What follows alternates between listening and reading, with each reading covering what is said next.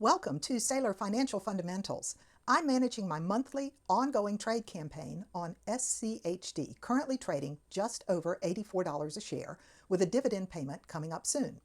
I've got a short put expiring out of the money today and a slightly in the money covered call expiring next month.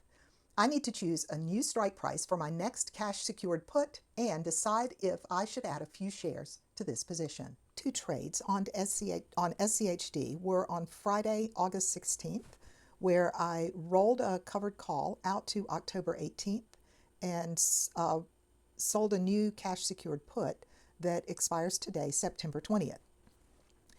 I did that because I wanted to make sure the covered call would be rolled out past the upcoming ex-dividend date and wanted to give myself an opportunity to be assigned to buy 100 more shares before the ex-dividend date. But today, the share price is $84.46, and this cash secured put is about to expire out of the money. So I'm going to roll the cash secured put, add a few shares to the position, and we will leave the covered call alone to do its thing for the next month. So let's open up the position. You can see that the put here has almost no value left. I originally sold it for $59 and it will cost me a couple of dollars to buy it back, but I'm going to sell a new one at the same time, so I should be able to roll it for a net credit. Now, if I keep the same strike price of $81, I can only get $20 or $25 for this roll, so I'm going to increase the strike price to a price I would still be willing to pay for these shares and generate a little more premium. If I roll it out to an $83 strike, I can get between $55 and $62 probably. If I roll it up to $84, I could get closer to $100, but since I have an $84 call expiring on October 16th, this is just my thing. I like to have my strikes for my puts a little lower than the strikes for my calls. So I'm going to choose 83.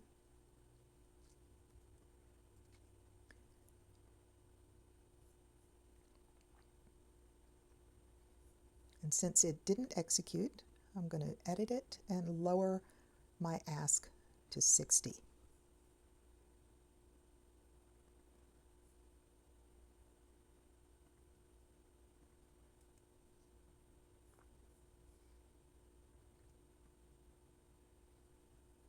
I'm dropping it all the way to 55.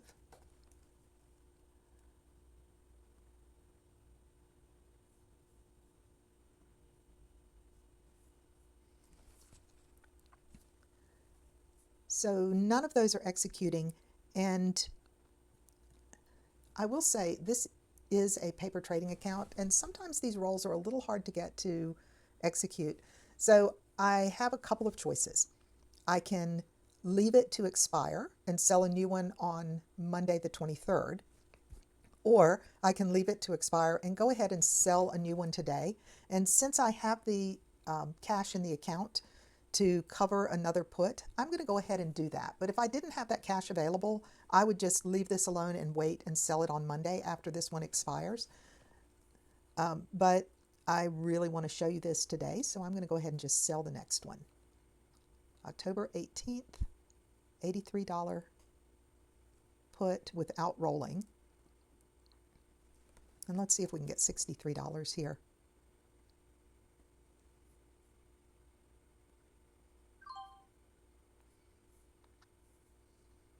So it filled at 65, a little better than my ask. Let's put it on the spreadsheet.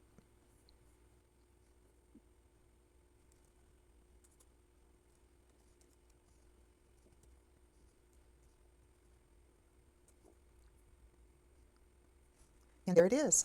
The covered call I'm just leaving alone. Nothing to do there until more of that time has eroded from it. And I'm going to do a quick sum, and then I'm going to decide how many more shares to add to this position.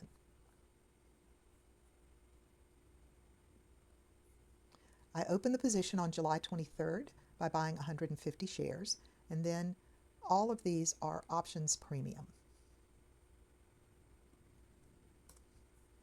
So my total out of pocket is $11,794, and I still own 150 shares for an average out-of-pocket cost per share of $78.62.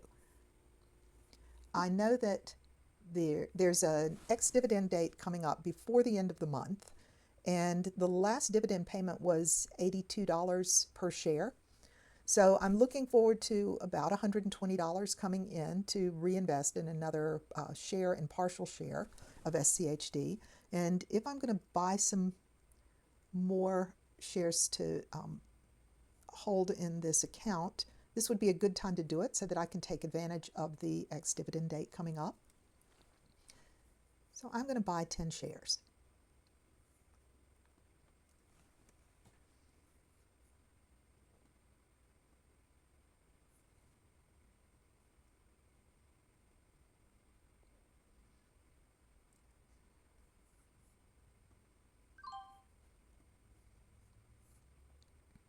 So that just executed at 84.47.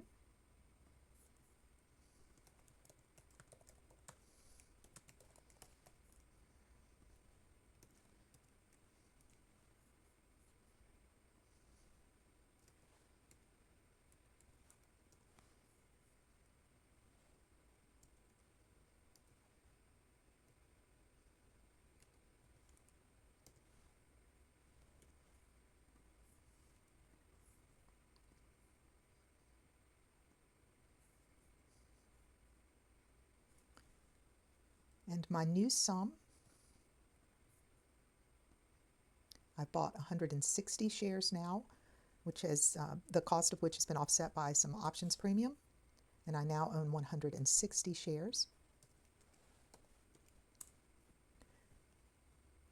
Still have an average investment per share of less than $79. And when we check back in October, the position will be even better off because of the option premium. So I'll see you on October 18th, and we'll check back in with this position.